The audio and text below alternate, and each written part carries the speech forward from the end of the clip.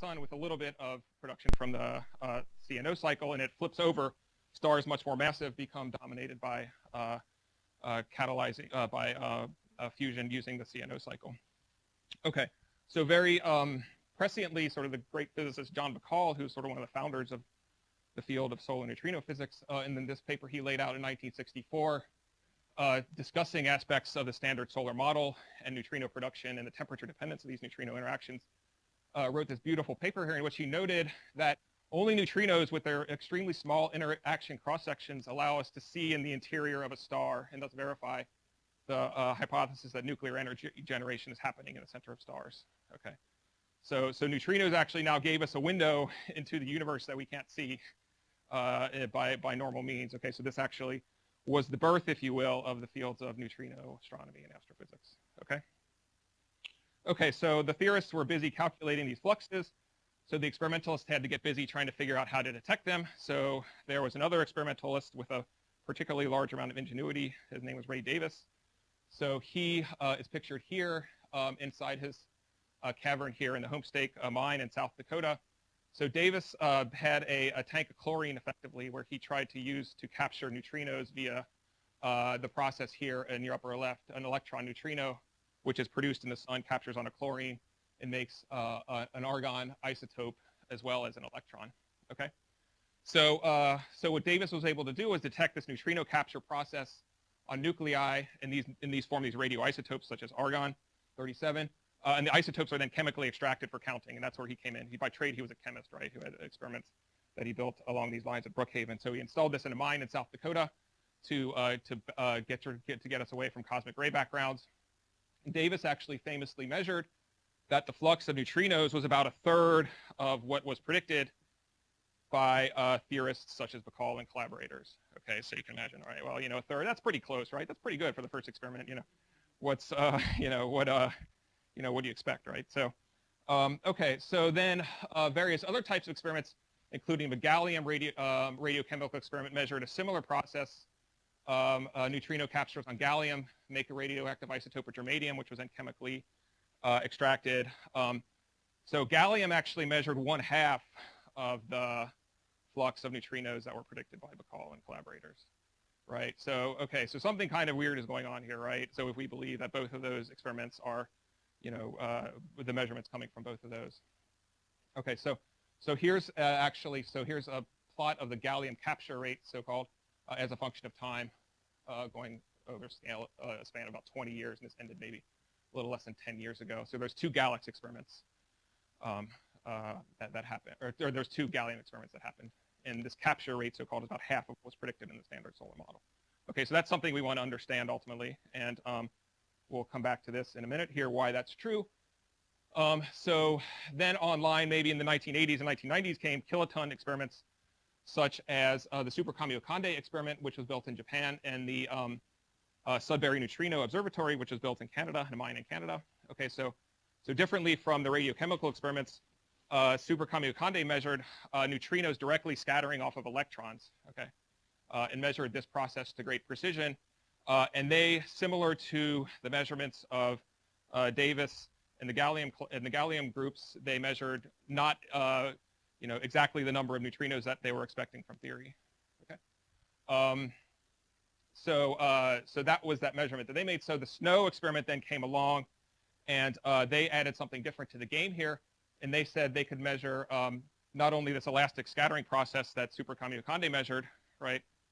They were a tank of deuterium, and they could measure neutrino interactions on deuterium. So what they were able to measure was electron neutrinos scattering off deuterium via the charged current process, which is shown in the first reaction. Okay, so that's called a charged current interaction. And the Sudbury Neutrino Observatory also measured this so-called neutral current scattering process, which was the bottom there, neutrino interacting on deuterium, creating a neutron and a proton in the final state. So the deuterium, of course, has a very slow binding energy, right? If you just stare at it long enough, it'll just disintegrate typically.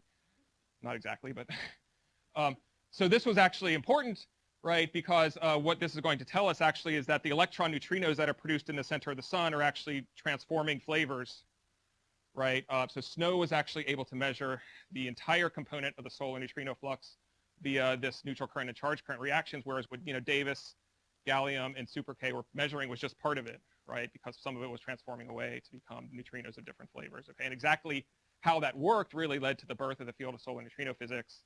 Yeah. Yeah, that's right, yeah. Independently, yeah. Yeah, with the same rate, yeah.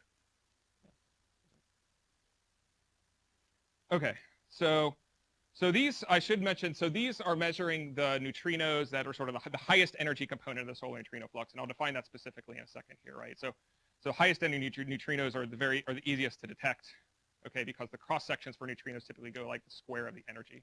Okay, so the more energetic it is coming in, the easier it is to detect. So right now these experiments are only accessing, for the most part, the very highest energy component of the solar neutrino flux. Okay, so in the past 10 or so years, you ask what has happened in the past 10 or so years in solar neutrino physics. Well, it's this great experiment called Boraxino, right, which is in the Gran Sasso mine. And what they were able to do actually was go to measure lower energy components of the solar neutrino flux. Okay, so and particularly they measured this component of the flux called the beryllium-7 flux, and this flux from direct, not from PP fusions, but from, and sometimes to start the PP change, you have a proton, electron, and proton interacting and creating neutrinos, and you can bypass the normal PP chain. Okay. Importantly, going forward, Boraxino has actually now set the best limit on the neutrinos produced in this direct CNO cycle. So we haven't actually detected neutrinos yet from this process in the center of the sun. And they have actually now set the best limit on this rate, which is about 4 times or so larger than predicted in the standard solar model. Okay. So let's kind of just put this story together here that I've been outlining. Okay, so here's, on your left here, you see components of the solar neutrino flux, and these are neutrinos that are produced in various nuclear reactions, so-called PP1, PP2, and PP3 chains. Okay, the PP1 chain neutrinos come from the dominant direct interaction between 2 protons, and that big bump here there you see on the left are neutrinos produced from that reaction. But you'll notice that those are very low in energy. So all those, so the x-axis here is the neutrino energy in MeV. So those neutrinos are typically bound to be less than about 0.4 or so MeV. So those are very difficult to detect, even though that's the dominant component of the solar neutrino flux. Okay. So the ones that Davis and Super K and friends were detecting were the so-called neutrinos directly from boron 8 decays, and that's that spectrum, that purplish component that's extending to very, very high energies, upwards of 10 MeV and greater. Okay. So Boraxino was able to actually push down and detect these lower components of the flux. So these lines created by beryllium-7, and I said the direct proton-electron-proton interaction. So what that was able to really do is lower thresholds and push down to understand what's going on with neutrinos at different energies. Okay. So all this story has now led us to the theory about how neutrinos transform coming from the sun to us. Okay. So the way that works is this so-called Msw solution, named after the initials of the 3 authors who laid forth this theory going back to the 70s and 80s. And what's happening here is that at low energies here below, I don't know, let's see, 10 keV or so, I'm sorry, 10 MeV or so, neutrinos are transforming just purely due to vacuum effects, right? If you have like a beam of neutrinos, electron neutrinos, you start out, just because mass eigenstates don't correspond to the weak eigenstates that are created in the weak interactions, right? Neutrinos will oscillate, okay? So that's what's going on here at low energies, right? At high energies, what's happening is neutrinos are transforming because they're interacting with the matter in the sun, and that's actually facilitating, in a way, flavor transformations. Okay, so I won't go into too much of the details of this. We can talk about it towards the end if you want. But on the very high energies, that's so-called matter-induced transformations. Okay, so this gives you a survival probability of about 1/3, and lo and behold, right, that's exactly what Ray Davis and friends were measuring. So Ray Davis was basically measuring exactly that boron 8 component of the solar neutrino flux. Okay, gallium measured a little bit more, right? So that meant they were measuring neutrinos of a little bit lower energy. Okay, and Boraxino has now measured these 3 components of the solar neutrino spectrum at very low energies, right? So that's our story here. And that purplish band, that's kind of our best fit MSW theory when you kind of convolve all the neutrino oscillation parameters from all of the various experiments around the world. Okay, so very good. You might say, all right, end of story. Solar neutrinos, let's move on. What else do we have to learn here? So there's a really nice review by Wick Haxton and collaborators a couple years ago highlighting sort of the status and prospects of solar neutrino physics. And he actually made a point towards the very end. He said the program of solar neutrino studies envisioned by Davis and Bacall has actually, at this moment, only partially been completed, right? You know, we've detected neutrinos, we think, from the PP chain. We haven't detected neutrinos from CNO processes, right? So we don't know how much energy is generated from that process in the center of the star, right? And if we want to use neutrinos to see in the interior of a star, right, we've only partially done that so far, okay? In addition to learning about sort of the fundamental nature of neutrinos, you know, the mass and how they transform.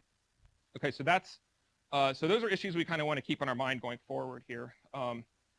So let's sort of give a rough outline of what some of these issues are, and I've kind of highlighted 3 of them right now, sort of one astrophysical and a couple more related more to the fundamental particle properties of neutrinos. Okay, so the first one, which you typically hear people talking about this field, in the solar metallicity problem. Okay, so for those of you who aren't astronomers, basically metallicity means anything greater than helium, right, in this case. Okay, so basically when you do studies of, so it's really complicated basically to measure the metallicity of the sun, right? It sounds, not intuitively true, but basically what you have is you have a series of absorption lines that you're measuring from the sun. You've got to try to model how those absorption lines come to be, given, radiative opacities of the sun and all this stuff, and you have to have a solar model that calculates all these quantities. Metallicity is any element that's greater than, say, helium, and that's what I'm saying. So CNO, neon. Yeah. So, and it's, so this is actually a pretty complicated game, and it requires sort of intense sort of hydrodynamical simulations in the center of the sun to get these observations matched correctly.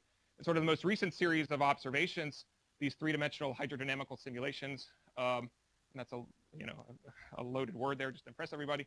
But if you look at these most recent simulations here, what they've done is they've done a downward revision of the solar metallicity relative to what was previously thought to be true using 1-dimensional sort of radiative transfer models.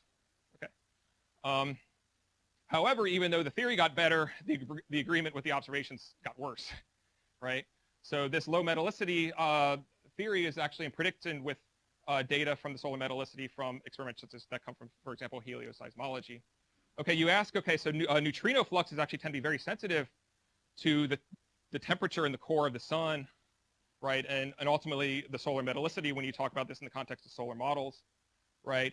So you ask, okay, can these neutrino measurements help out right now? Well, it turns out they actually, in principle, could, but they don't, because the best neutrino fluxes we get from this boron 8 decay measurement, which is really sensitive to the temperature in the solar metallicity, actually turns out to be split right between the solutions for high metallicity and low metallicity, right? So right now we don't have any handle from the neutrino data about how to break this tie here. Okay, so that'll be an important issue going forward, how we might be able to break this tie. Another issue, which might actually be more related to the sort of fundamental properties of neutrinos, is that the Boraxino, SNO, and Super K experiments actually measured low energy data from this neutrino elastic scattering process, neutrino electron elastic scattering process. At the very lowest energies, their data is a little bit below the model predictions, right? And both of them, and all 3 of them are maybe about 2 sigma low, right? And you might, one individually might be, a little bit okay, but then we're combining all these together, there might be something going on, and it's not really clear that there's something going on yet, but this is kind of something that we need to keep our eyes on. And more generally, remember the Msw solution transformed from matter-induced oscillations to vacuum oscillations, right? And remember, we have data points in the sort of vacuum regime and the matter regime, but we don't have any data points in that upturn regime. Okay, so this statement here is more or less equivalent to saying there's no data that exists sort of in that intermediate range where you can measure the neutrino survival probability. Okay, so, and there's actually been speculation that new physics could come in, right, in the form of so-called non-standard neutrino interactions or sterile neutrinos that actually could affect that survival probability in that regime and distorts what's going on. So that's a really interesting place to look for the presence of new physics. Okay, so the final issue is an issue derived from solar neutrino studies. So these gallium experiments had to use calibration experiments to measure the neutrino capture cross-section on gallium. It's a bit of a long, sordid story, but there's excited states that can contribute to this capturing cross-section, and these excited states are really a bit uncertain. So gallium had to use different calibration experiments to identify what the neutrino capture cross-section was. Okay, and sort of consistently they measured something lower than was predicted sort of by relative to standard nuclear models. Okay, doing a formal analysis with the uncertainty in the gallium cross-section actually might make this discrepancy go from, say, 2 sigma to 3 sigma. So this in the field is called the Gallium Anomaly, okay, brought to light in about 2009 or so with these, when these calibration experiments ended, okay? And this has actually been a subject of intense study, whether this is indications of new physics or not, okay? So what people in this field tend to do is they like to bundle anomalies together, right? Theorists like to do this, right? So this is typically bundled together with the so-called reactor anomaly, which I'll get to later on in this talk,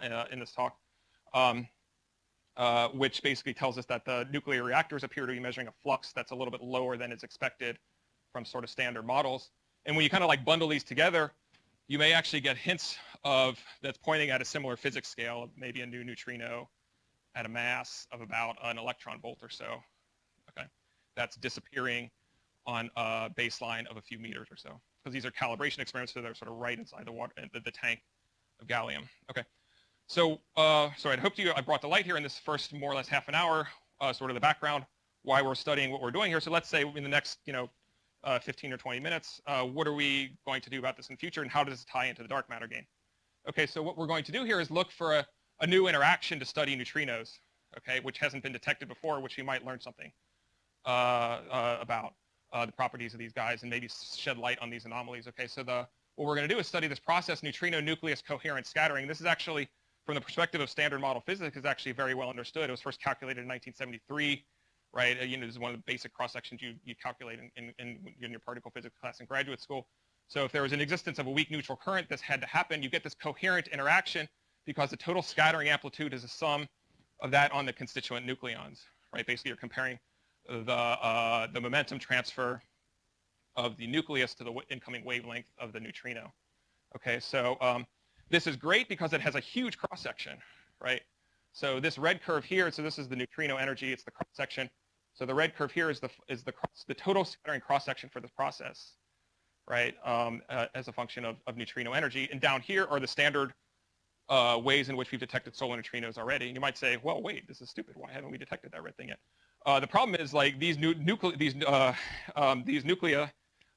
come away with very, very low recoil energy, right, and very, very difficult to detect at this stage. Okay, so even though this is theoretically well understood, right, we don't have an experimental handle on this yet. Okay, so in the 1980s, early 1980s, there were some ideas to try to detect this neutrino-nucleus coherent scattering. This was actually before the SNO experiment, so the solar neutrino issue was still very alive at this stage, right? So this is a so-called neutral current process, so once again, could actually shed light on the solar neutrino problem, figure out neutrinos transforming different flavors, okay? So some ideas, superconducting grains, bolometric ideas to study the cross-section. These are highlighted in these papers in the 80s. So very importantly, there was sort of a side benefit to these detectors, right? So Goodman and Witten wrote a very famous paper in 1984 stating that, okay, you have these detectors you're thinking about to detect solar neutrinos. Well, oh, by the way, right, if the dark matter in the universe is contained of WIMPs, right, weakly interacting massive particles, right, and these WIMPs have, a weak scale cross-section with matter, right, you can use these same experiments, by the way, to detect dark matter, right? And, okay, so that was a good thing. Right, so this is a beautiful paper, 4 pages. I love sort of the title that they put forth for this paper. So actually, a few years later, then there was experiments along these lines that were transformed from neutrino experiments to dark matter experiments. So the first one was this paper in 1988 by Caldwell and friends, setting the first laboratory limits on galactic cold dark matter using these interactions, using these types of detectors. Okay. And I'll show you what that limit is here in a few minutes compared to where we are today. Okay. All right. So nowadays we have a very, robust live field of direct dark matter detection, and that all started, from these detectors in the 1980s. Okay. So 2 very important experiments and types of experiments in this game are cryogenic detectors like Super CDMS, right? And these detectors, I like them because they have the Texas A&M little logo sitting right next to them typically. These are nowadays, these are detect dark matter particles with mass less than about 10 or so GeV, so they have the best limits for this range. So the other types of detectors are these liquid noble gas detectors. Xenon these days are the biggest detectors. Argon are other types of detectors as well. So for example, if this incoming particle here is a dark matter particle, a WIMP, it creates electrons and photons immediately with an interaction. You can detect once again that dual signal to see that you've got a particle interacting in your detector. Okay, so here we are right now. So in the early 1980s, those types of experiments that turned on set a limit on the WIMP nucleon cross-section for, say, a WIMP, just say 50 gigaelectron volts, that's fine. And it was about 10 to the minus 40 here in these units, typical units of centimeter squared for the cross-section. And just importantly, kind of look at the scale of this thing, right? So in the past, 20, 30 years or so, the limit on this cross-section of WIMPs with normal matter has now gone down substantially, and this is because of the heroic work of very many experimentalists, including many in this room here too, to really drive down the sensitivity level of these experiments, okay? So the question is, like, you always get asked this question, well, if we don't detect dark matter tomorrow, like, where do we stop, right? Okay, and the answer is, theoretically, there's really, like, no good place to stop. You just keep going until you find it, right? I know experiments don't like that answer, but so really, but now actually there is a point where which we will have to stop, or these games will be, the game will be changed a little bit, right? And that's once we turn back around now and we can actually, neutrinos start coming into the picture again, right, to form a background for dark matter experiments, okay? So how do they do that? Well, I talked about the solar neutrinos, and they can possibly be detected in these future experiments. Other types of neutrinos that are produced at a similar energy scale of, tens to hundreds of mega electron volts come from the atmosphere. So here's a cosmic ray shower that gets produced in the upper atmosphere, creates a splash of neutrinos. A lot of them come away at high energies, greater than, GeV up to TeV and below. But there is a sort of a low energy tail of this distribution that exists, say, at, tens to hundreds of MeV that will ultimately start interacting in these detectors in a similar way that, solar neutrinos will as well. So what other types of astrophysical neutrinos exist?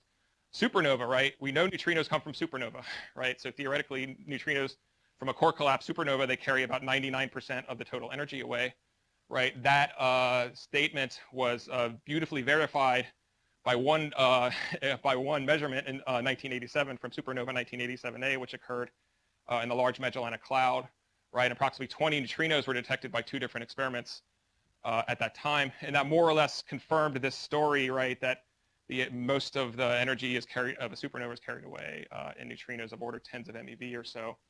Supernova happen all the time in the universe, right? So there's expected to be a diffuse background of neutrinos that's pervading our room right now that come from supernova in the energy ranges of tens of MeV. This is actually a signal that's not been detected yet by any neutrino experiment, but experiments think they're pretty close. And in fact, it's possible that in the future a dark matter experiment could detect this signal as well. Okay. So eventually what we're going to do here is we're going to compare what a neutrino signal looks like in one of these detectors to a WIMP signal, okay? Because we're getting to that story where these are going to be important here. And this is a little bit of a messy figure here, but I just wanted you to take away one point here. If we happen to have a WIMP at approximately 6 gigaelectron volts, that's the mass of the WIMP, right? That'll more or less exactly look in terms of the shape of its spectrum like a neutrino from this boron-8 component of the solar flux. Okay, so if nature was like particularly unkind to give us a WIMP at that mass, we would be in a lot of trouble, or we'd have to be really smart with statistics to try to find that signal.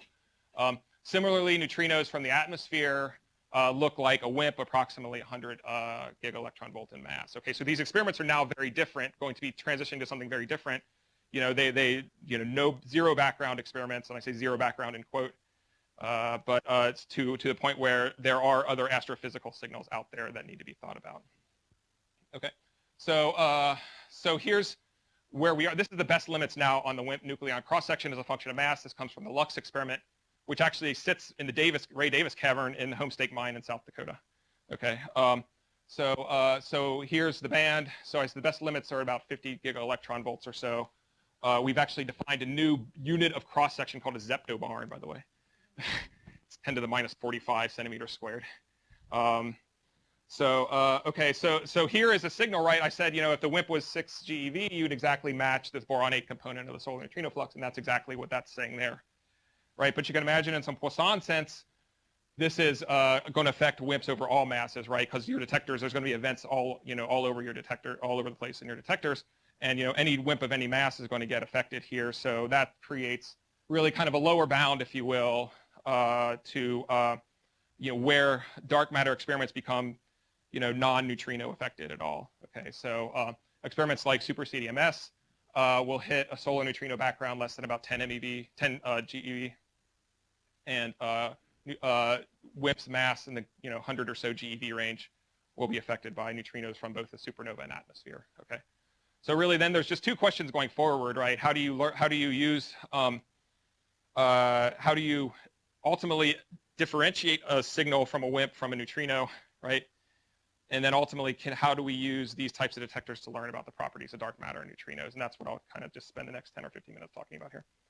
Okay, so the first couple of things you do in terms of distinguishing a WIMP from a neutrino, right? Okay, so say for neutrinos come from the sun, right?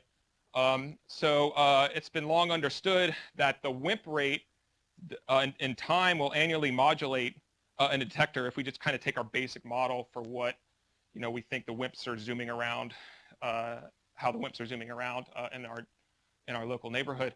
Okay, so the sun is moving through the galaxy and the Earth is moving around the sun. So right in June, right, the dark matter is hitting the front of your windshield, right, and in December it's hitting the back of your windshield. So the flux changes, and that turns out to be a modulation of about 5% or so in the rate that you see in your detector. Okay, so if dark matter is there and we believe it exists like it, in our standard sort of halo models, we should see ultimately this 5% or so modulation, which you could see would be a smoking gun of this dark matter signal. The solar neutrino signal actually modulates in time too, right? So maybe you can figure this out why. Because the eccentricity of the Earth's orbit changes by about 5% or so throughout the course of the year. Does anybody know when the sun comes closest to the Earth? Excellent. Yes, I didn't know that until I looked it up.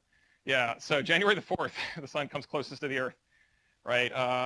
So that's when you'd say that's when you'd see the highest signal. And this turns out to be a few percent modulation effect, which could ultimately be extracted to separate these signals. And these signals are actually almost completely out of phase with each other, which is really good. Also, the sun. We know where the sun is, right? So you could say, all right, if I get a detector that could point me back, that sees interactions with them, and those interactions can point me back to the sun, then this ain't a problem anymore. And that's basically true, except the problem is it's very hard right now to build a detector that can give you a directional signal associated with an incoming interaction, be it dark matter or neutrinos. Okay, so typically the limits from these types of experiments are several orders of magnitude weaker. And several is probably being optimistic. Several orders of magnitude weaker than the current limits from the experiments that I just showed that don't have any directional sensitivity at all with them. Okay, but in the future, this is if dark matter gets detected, these are technologies that will be, of course, pursued. And this actually harkens back to the solar neutrino game, right? Davis didn't know his neutrinos came from the sun, right? Davis just saw some events there, but it took experiments like Super Kamiokande and the larger detectors to point you back towards the sun and say, that's them, right? Okay. You can also do a little bit more theory, and this is just some work we've done. This is a little bit detailed. I don't want to go into this, but actually it turns out all I've been describing is sort of just the very basic type, very, very basic type of dark matter interactions with nucleons. It turns out the theory space is a little bit broader than that. And in a lot of these cases where you can write down theories where the dark matter actually very much differs than the solar neutrino signal. Okay, so for every type of sort of basic theory you can write down, there isn't necessarily a neutrino problem, right? Because the spectra look very different, and that's something we worked on with our collaborators here in the past year or so. Okay, so let's kind of spin back here to neutrino physics. So what can we ultimately learn here about the physics of neutrinos and the physics of the sun from these types of experiments? Okay, so if detectors can push to detect recoil energies of very, very low thresholds, and the recoil energy in this case would be something like less than 100 electron volts. Very importantly, these detectors would actually be the first ones to make a measurement of the neutral current component of the very low energy solar neutrino fluxes. So right now we only have charge current interactions for, say, the direct PP processes, right, as well as the beryllium-7 and PEP lines. So if these detectors can push lower, this will be the first neutral current measurement. This will be the first direct measurement of the neutrino survival probability at low energies, right? Okay, very good. And if actually they push even further, really this may be the only game in town in terms of trying to detect this CNO neutrino flux, right? Because it's actually very difficult to distinguish right now from another component, this PEP component, right? But as far as I know, right, in terms of something that's planned in the next 10, 15 years, this may be the only game in town. Okay, so that's one reason to keep pushing forward here. Also, this idea actually goes back to Bacall from a few decades ago. You can actually directly measure the neutrino luminosity of the sun, right? Neutrinos directly escape from the sun, right? And you can actually test this theory that the sun has been in hydrostatic equilibrium for some tens of thousands of years or so. So of course, the sun shines because of nuclear fusion. If you actually use these experiments, you can actually directly measure the so-called neutrino-inferred luminosity of the sun and compare that with the luminosity that you see. And you can use this to test standard solar models. Importantly, you can actually use these types of experiments to test sort of the exact ratio of energy production from the PP and the CNO cycle, okay? And that's done in a series of papers over the past few years. So if an experiment can measure the PP component of the solar neutrino flux to something like 1% or so, right, that could really test these models and sort of really zero in on, the neutrino-induced inferred luminosity of the sun to the measured luminosity of the sun. And that's something that's really in the ballpark for a Xenon type experiment in the next 10 or so years. So let's go back. So you can actually turn these dark matter experiments into a Ray Davis experiment, ultimately. So you might have an interaction, a charge current capture of neutrinos onto xenon.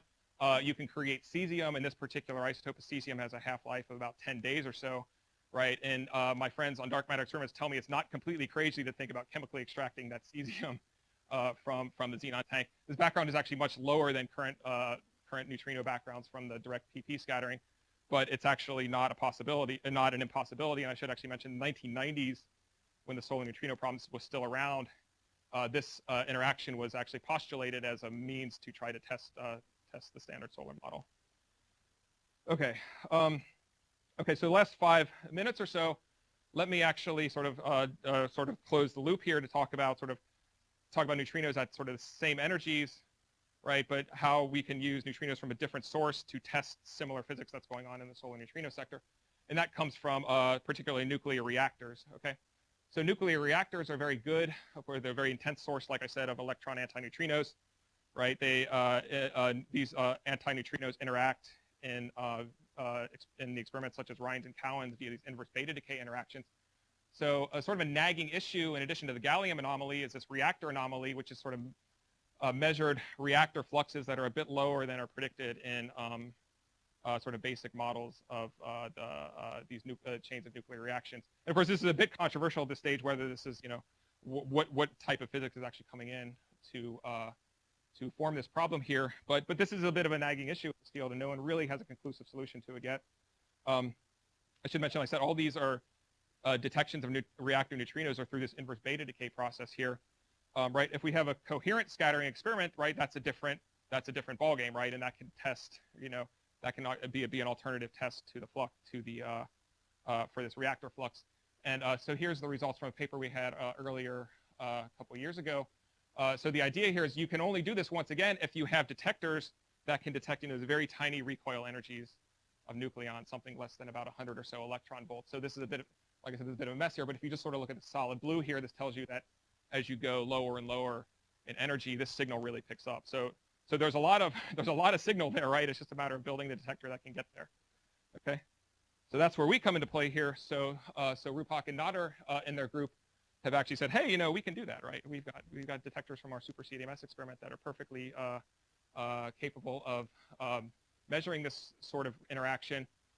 So as you know, we started this collaboration called the Minor Collaboration, and the goal is basically first and foremost to make the first direct detection of neutrino-nucleus coherent scattering. Okay, so that's goal number one, and I think that's a significant accomplishment in its own right. So here's just a couple of bullet points on the collaboration. In terms of what we can actually do is get these detectors up very close to the nuclear reactor, and in the context of searches for new physics, that's very important because we can maybe study, is a sterile neutrino oscillating on a scale of about, a few meters or so. And this would actually be a decisive test of this gallium and reactor anomaly, okay? So the core of the reactor is movable then, so you actually, so what this turns out is it makes us ultimately pretty insensitive to the normalization of this reactor flux, so we don't really need to worry about, this nagging issue of, what is the normalization of that flux.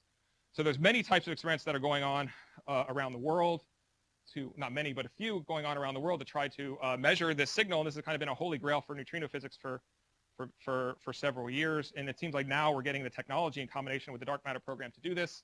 So here's our current collaboration list. I stole this from Rupak. This might actually be updated since he gave me this last. So we have, so I just like to say my one joke here is that this is like University of Texas and Texas actually can collaborate in neutrino physics, but not on the football field. No. All right, okay. So, but we have a lot of expertise. Importantly, we have a good mix of experimentalists and theorists on this experiment. Okay, so here's a few other experiments that are going on around the world to try to do the same thing. So we're in a bit of a race here. So if you're a graduate student or postdoc working on this, get moving.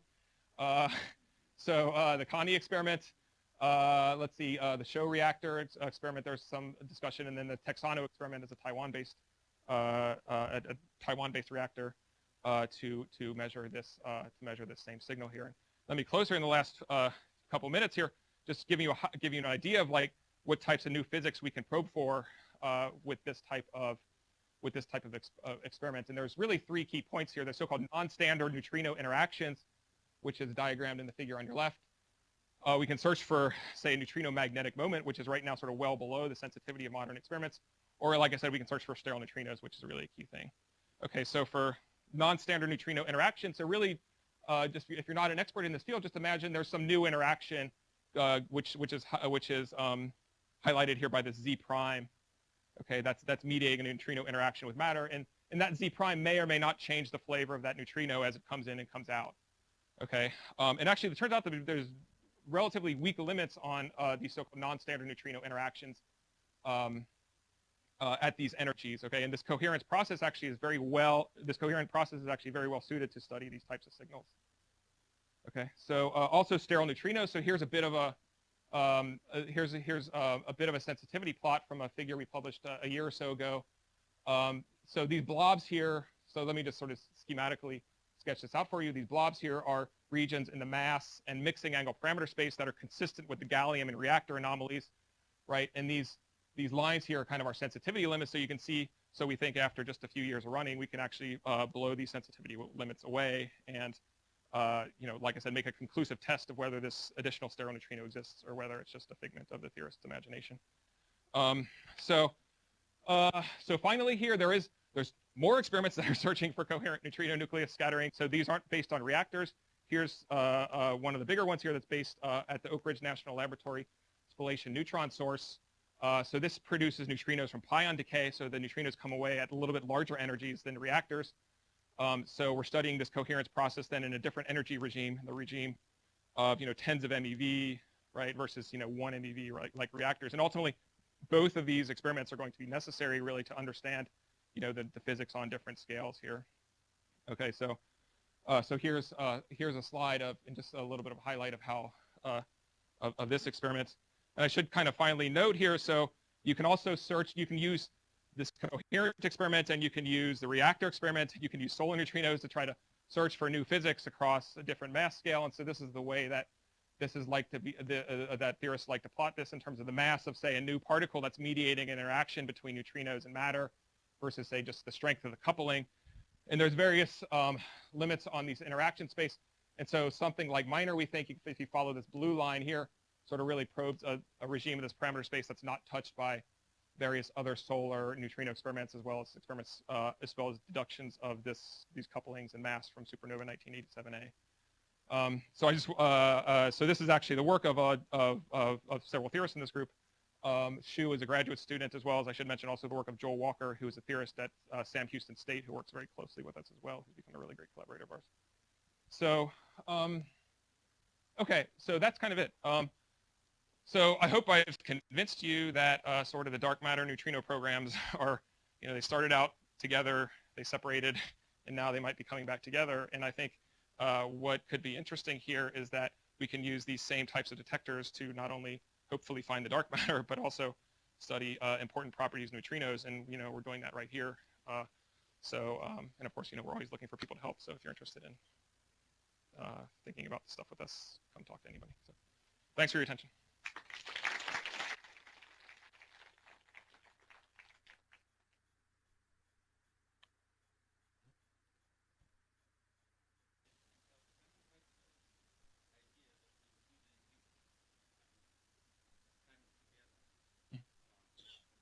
Yeah.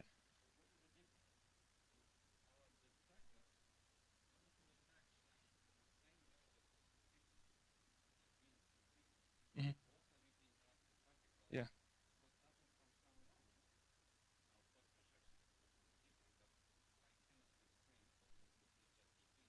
You cannot, because cosmology tells us that the neutrinos, the mass of the neutrino is less than about an electron volt. So we don't know the absolute scale for all the neutrinos, right? But we know the upper bound on their mass, and because they have that upper bound, they can't be all of the dark matter. Yeah.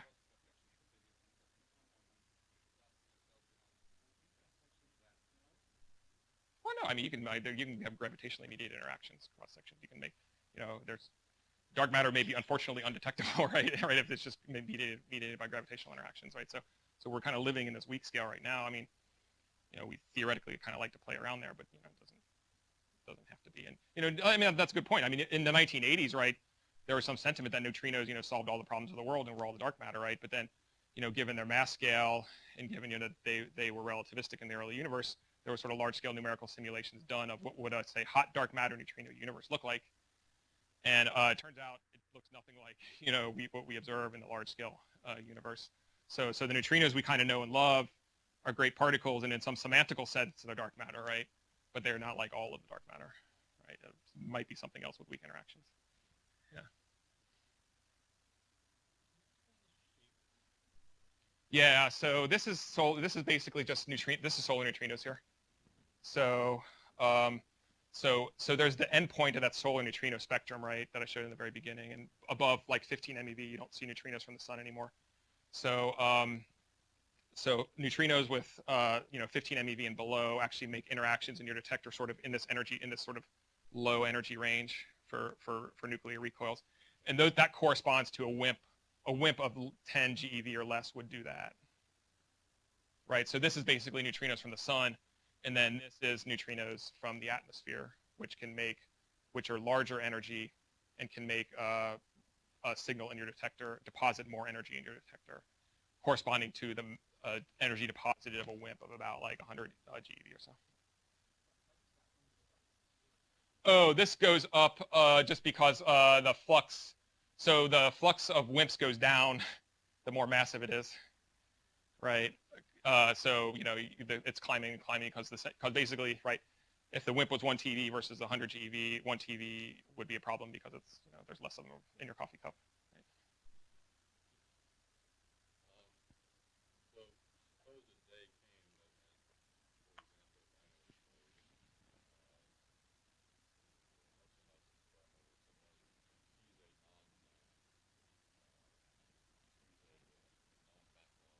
Mm-hmm. Mm-hmm.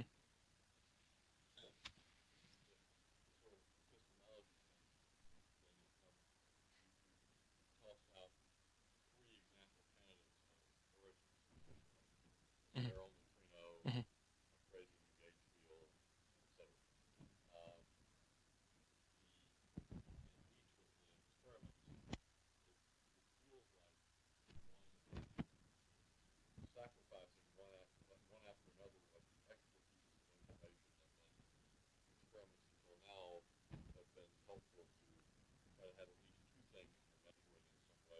Mm-hmm.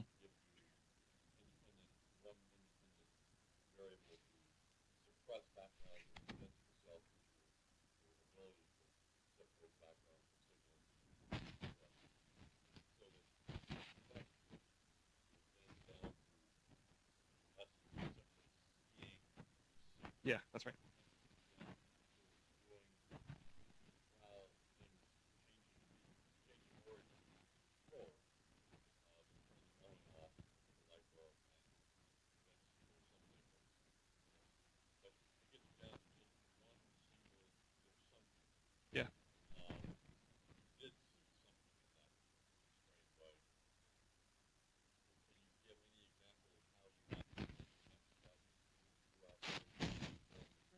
Mm-hmm.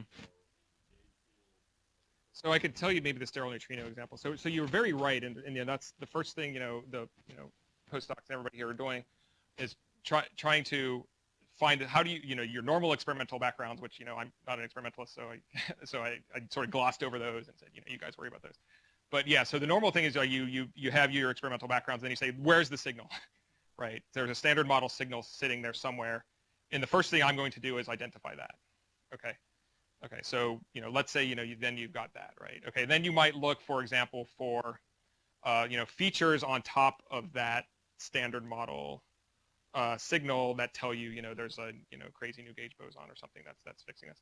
So I'll give you so for the particular sterile neutrino case, this is actually relatively clean, we think, because we can actually move the core of the reactor back and forth, right? And if you can actually see sort of the oscillation pattern for sterile neutrinos of a given energy. I know this is a bit of a messy plot, but you can just imagine, given the energy and the mass of the neutrino, the oscillation probability is going to change, right? So if you position your detector at different points along the stream, and there is a sterile neutrino, right, characterized by one of those curves there, you could actually say, hey, that rise is consistent with how I'm moving my detector. And I think that's really an awesome point about what the thing that we have here that really can.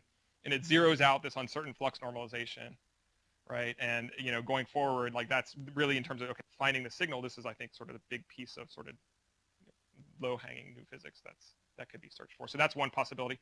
The other possibility is non-standard type interactions. You would need to say, you need to first find the signal on top of your background, and then look for maybe a blip somewhere, Yeah, exactly. Yeah. So. Yeah, but I think these are really, these are kind of questions we're kind of asking right now, and I think